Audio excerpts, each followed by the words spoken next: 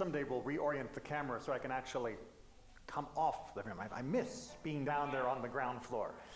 But the camera, photo, you do what you have to, right?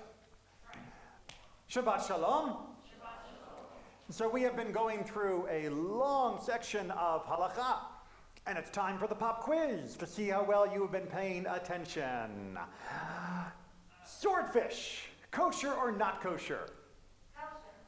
Kosher. Wow, what a divided room. I think we got about a 50-50 split of voices, some saying yes kosher, some saying not kosher. All right, so it's a fish. If it's a fish, then how do we know if it's kosher or not? Fins and scales, very good. Swordfish, do they have fins? Yes. Do they have scales?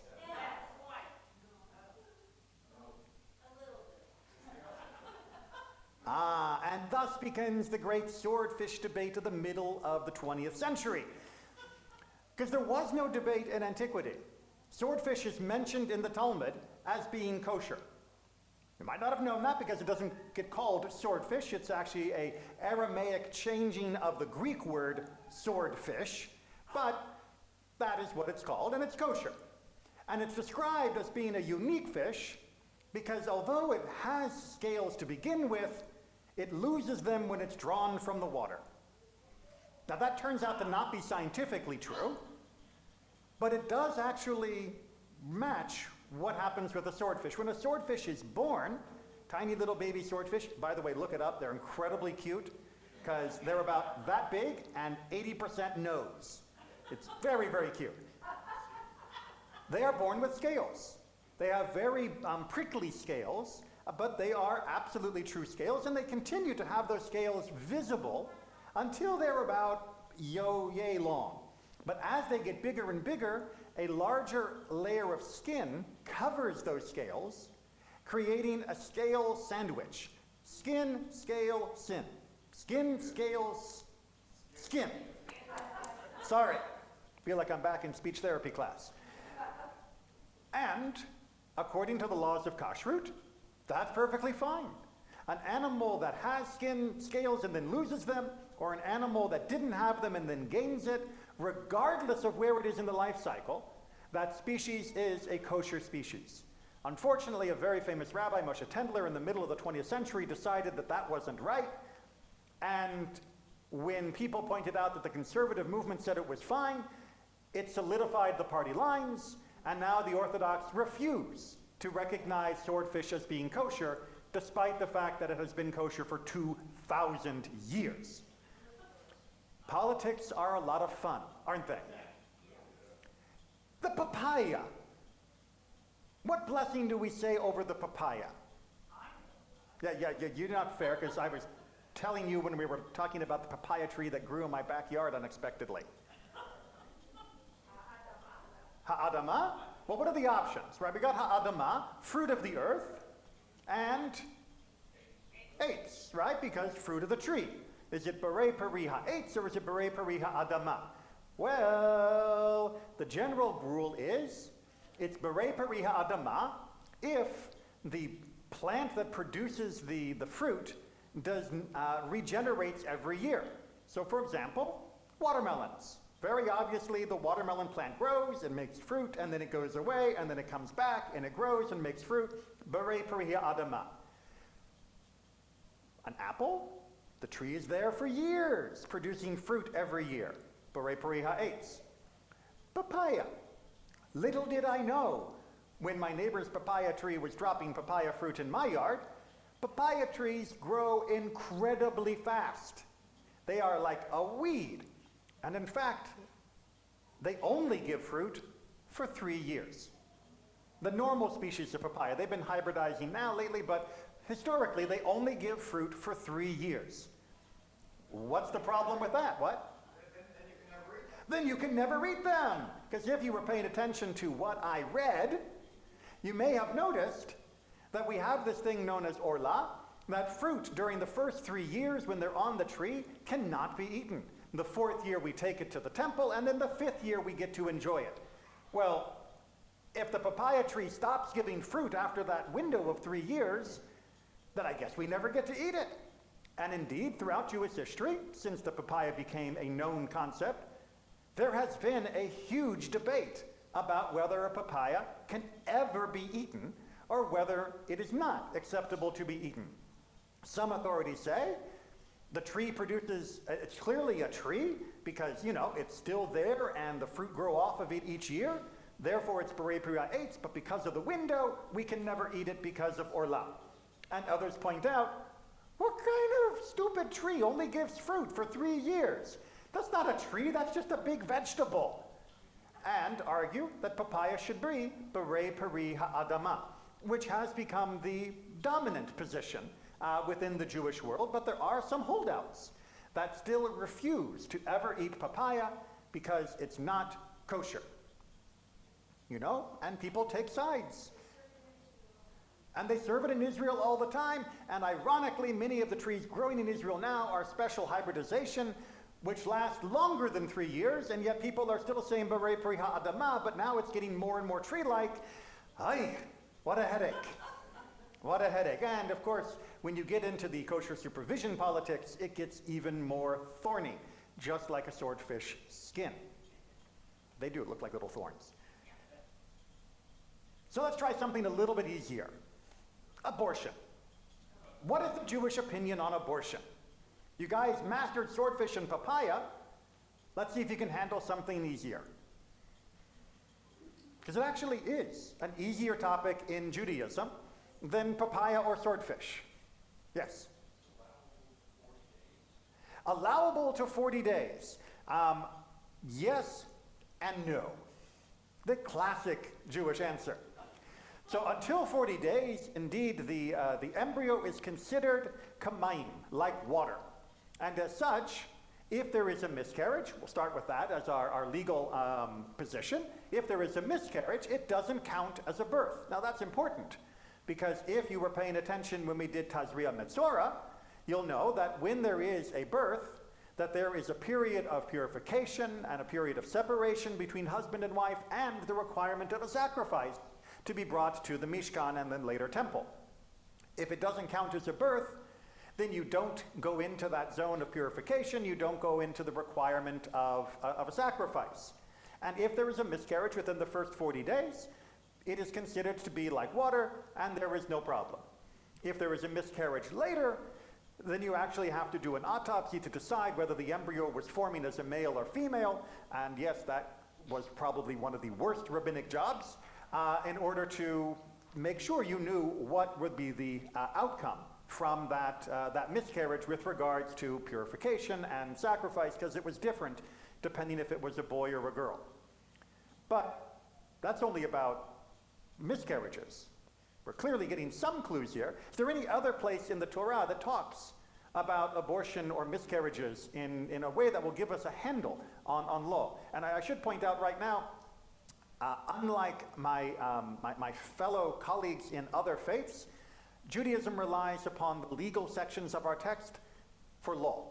We don't rely on the poetry of our text for law. So for example, those that will love to hold up the passages in Jeremiah where it says, I knew you when you were in your mother's womb, we say, yes, that's an amazing statement of the connection between God and Jeremiah, and it has zero impact on law. Just like the preamble of the Constitution has zero impact on the actual reading of the Constitution. Likewise, I just discovered this week that in this week's Torah portion, the passage is about Molech, which we talked about on Wednesday in my Lunch and Learn, on YouTube now, like and subscribe. Many people in other religions like to look at our passages about Molech and say, aha, this is about abortion. It isn't. And I was stunned to even believe that people would be grabbing at that as being a description of abortion. It had nothing to do with abortion. It had everything to do with some type of idolatry. Watch my class. It is fascinating, but it is not relevant to this discussion. There is one other place in the entire Torah that is very relevant. Two guys are fighting. And standing nearby, there is a woman who is pregnant. And in the course of the fight, one of them strikes her, because, fights get nasty, and she miscarries. But, and this is the crucial words, nothing else happens. There is no tragedy. There is no death. What is the penalty for having caused her to miscarry? Money. You make a payment. Now, you make a payment to her husband because the progeny is considered part of his lineage and inheritance line, and thus technically the potential loss of life here is a loss from his family, not hers. We can talk about Jewish divorce law and the rights to children another time, and we can get everybody angry all over again. But crucially, fundamentally, the Torah does not recognize the fetus as a life. How do we know that? Because if the mother was holding a baby and there was a fight, and somebody struck the baby and it died, that person is now liable for manslaughter, if not actual murder, depending upon the circumstances of the fight. But that baby inside of her does not trigger the same capital punishment potential. It seems to me like it's the same punishment that you get for damaging or stealing another piece of somebody's property. Another piece of somebody's property, or indeed injuring yourself. If somebody is fighting and they hit me and they poke out my eye, they're not going to be executed for that. They are going to be punished according to the loss of my eye. And there's a whole complicated formula for how that is worked out. Does it matter how many weeks? It does not matter how many weeks. Now let's move it one more step, because now that we understand from this that the fetus does not have the status of human being while it is still within the mother at any point within the pregnancy, none of the nonsense that was brought up in the Middle Ages of when the fetus has quickened and such. What happens if the fetus is now threatening the life of the mother? For example, at birth. All right, so we don't need to argue about how many weeks it is. This is at the end. And in the birth, the labor is difficult, and the baby's not coming. And the baby's not going to come. Let's imagine, just for sake of hypothesis, that the baby is clearly, visibly, and physically too big to exit the mother's womb. The pelvis bone is too small for the head of the baby. The baby simply grew too large. This is a common occurrence. Nowadays, we'll do a cesarean, but go back a few hundred years, the baby will not come, and if the baby doesn't come, both baby and mother will die. What do? You go for the life that is living for the mother. You go for the mother. You save her. And that means, and I apologize for the language of the text, that means you dismember the fetus inside the mother and you remove it piece by piece by piece to make sure that it doesn't turn into sepsis inside of her and kill her. And then crucially, you don't get a choice about that. When she is in trouble and dying, and the fetus is causing the death, it is considered a rodef. It is like a pursuer, someone chasing after her with a knife, saying, I'm going to kill you, and the obligation is to save her, not the fetus. You don't get to sit back and say, well, let nature decide. You don't get to sit back and say, well, kill her and save the fetus. Those are not options in Judaism. That's what a law is. It takes away some options. There is no option except save her at the loss of the fetus's life. And that's very hard. Of course, this should never be trivialized. Yes, the law will talk about it in a very sort of sterile manner, but obviously this is an incredible tragedy and one that was all too common throughout history, because birth is the single most dangerous thing that a woman ever does, and usually she'll end up doing it multiple times. And our tradition understood this. And our tradition understood that a fetus was not a separate entity to be protected until the majority of it, or it had taken a breath, had come out of the mother. At that point, yes, our law says we don't get to pick one or the other. If the fetus is half out and the mother is still suffering, we don't get to kill either to save the other one, because that would be the equivalent of choosing which one to murder. And that is something Judaism says we don't do.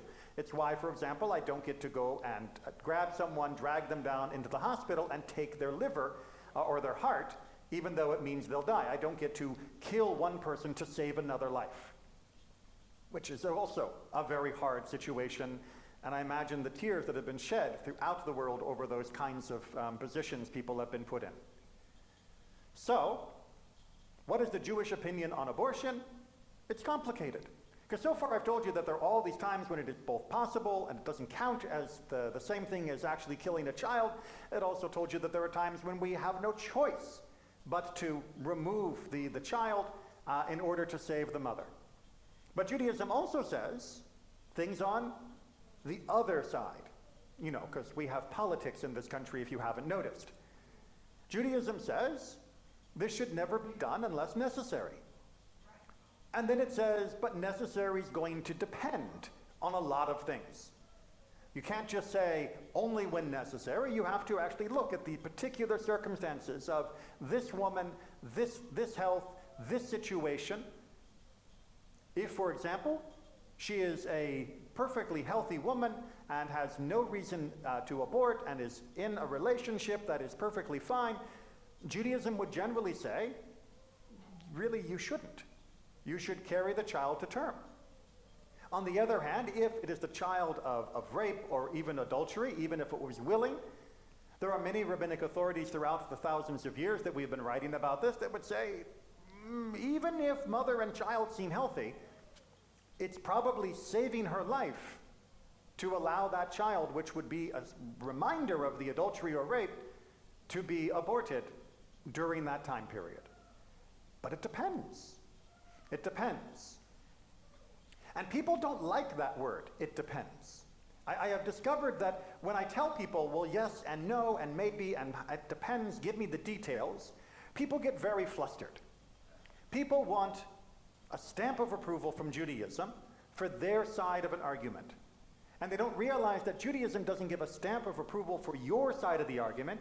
Judaism asks you to step into the argument and discover what is and is not approved, and it's never going to be black and white. It is never going to be left or right. It is never going to be so clear that it can be reduced to a small pamphlet that is handed out at a clinic. It is always going to require personal discussion together with medical professionals and, in the Jewish view, together with your spiritual leaders as well.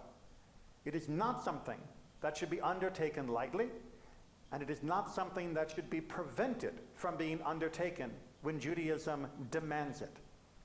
I just have a question. You say it depends. Well, clearly, every situation is its own. Correct. But who gets to decide? A group of people who are elected, or a rabbi, or the person who's not? So in Judaism, when we say it depends and who actually makes the final decision, when it comes to the Jewish aspect of whether Judaism agrees or disagrees with the choice made at that moment, it is between the mother as well as the spiritual leader that she is consulting with. Obviously, medical information is required for Judaism to make any ruling.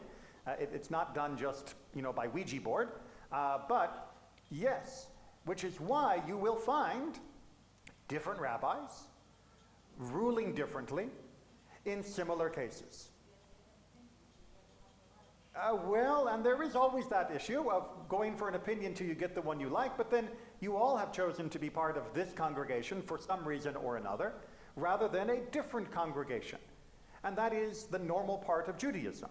We do not have a diocese that we force you to be part of. There isn't a parish synagogue that you are obligated to go to. You get to pick the synagogue and rabbi that you approach when having different problems. And that has been going on for a few thousand years. That's not a novel creation in Judaism. And that's an important aspect of how Jewish law works. It is a partnership between the individual, the community, and the clergy.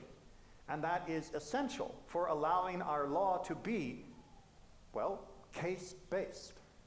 Rather than being abstracted into didactic statements from the top of a mountain on high, it is always down in the ground floor, down at ground zero, where the action is, if you will.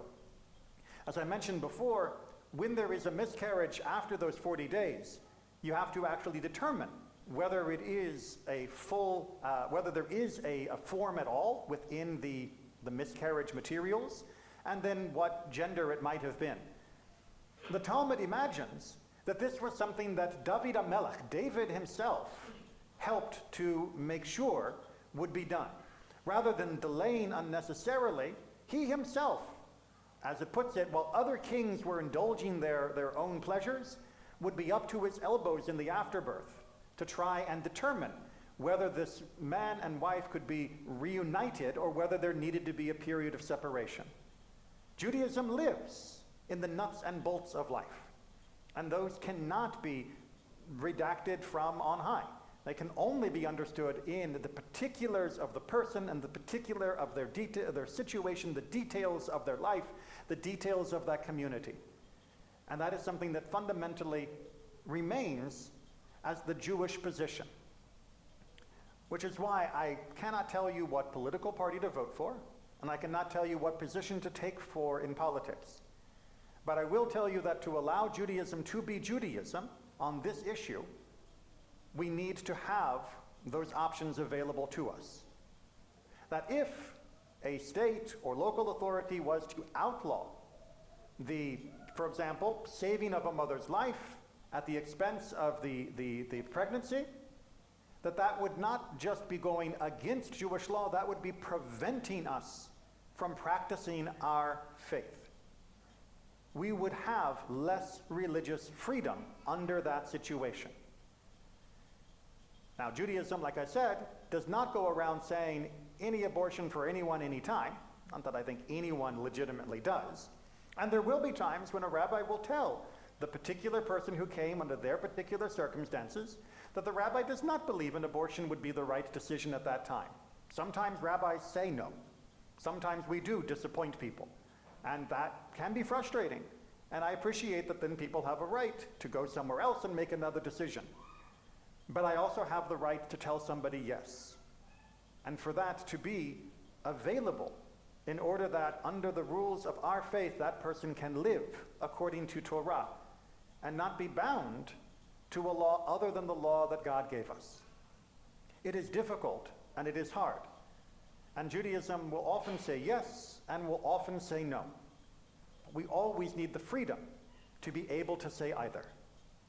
Shabbat Shalom.